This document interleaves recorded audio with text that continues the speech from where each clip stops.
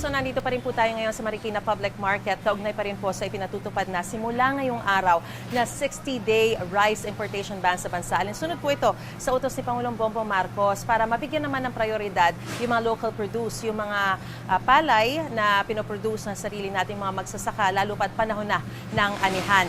Ngayon po, sa punto pong ito, alamin na natin ang saloobin ng ilang mga mamimili. Ayan, may nakita na tayo na namimili. Good morning sa'yo. Good morning mo? po. Pamela po. Okay, Pamela, ikaw ba ay pabor dun sa 60-day rice importation ban? Kanina narinig mo na mula sa nagtitinda kung ano ba magiging posibleng epekto nito. Opo. Para sa akin po, okay lang naman. Especially po, syempre, support na natin yung local farmers, ganyan. And although syempre may drastic change po yun kasi syempre nasanay po kami sa household namin na imported rice. So, we will try din naman po yung local. Okay, so ano ba usually ang binibili mong variety? Yung binibili po namin is yung Coco Pandan. Okay, so galing Vietnam yun. Apo. So ngayon, kung halimbawa medyo maubos muna yon na-supply, ano ang balak mong bilhin? Ang balak na po namin is yung sinandoming po, which is 50 pesos per kilo po. Mas mahal ba? Apo. Kung mas mahal, ano ba ang reaction mo dito? Okay lang ba yon? Kung magbe-benefit naman po yung local farmers, I mean, okay naman po yun. So eventually, to-change na kayo to local? Apo. Salamat, Pamela. Apo. Enjoy Thank ka you sa po. pamimili. Apo. Damihan mo na. Ingat. Good morning. Samantala mga kapuso, meron din pong concern kasi yung mga ilang mga nagtitinda ng mga bigas. At bagamat sinasabi po nila na sila po ay pabor din sa pagbibigay ng tulong sa mga magsasaka, meron silang ilang concern. So, good morning po, Kuya Eddie. Isa po siya sa mga nagtitinda ng bigas dito. Pwede niyo po bang ibanggitin sa amin kung ano po yung concern ninyo sa pagbebenta ng bigas kung halimbawa ipatupad na yung suspension sa importation? Sa ang obserbasyon ko po, ang mabili yung mga imported na bigas Mas mabili sa amin Oo.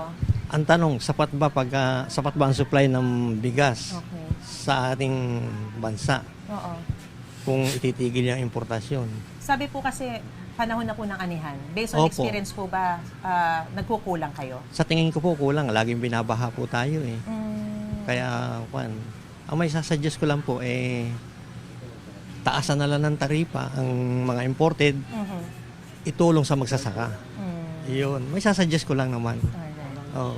O sige po, marami pong salamat sa inyo pong binigay sa amin na panahon, no? At sana kahit paano talagang makabenta kayo at syempre at the same time makatulong din tayo sa mga magsasaka natin, no? Ingat po kayo. Sana wag maubusan ng supply. Yun ang mahalaga. Samantala mga kapuso, bago pa man po ipatupad yung 60-day rice importation ban sa bansa, ay tumaas na po ang presyo ng ilang variety o klase na imported na bigas sa Zamboanga City. Sa Santa Cruz Public Market, tumaas ng 2 pesos ang kada kilo ng ilang brand ng premium rice at jasmine rice. Naglalaro ang presyo niyan sa 46 hanggang 48 pesos kada kilo, depende sa brand at klase. Sa latest monitoring naman po ng Department of Agriculture sa ilang palengke sa Metro Manila bago umira lang rice importation ban, nasa 30 hanggang 65 pesos ang kada kilo ng imported rice, depende sa klase.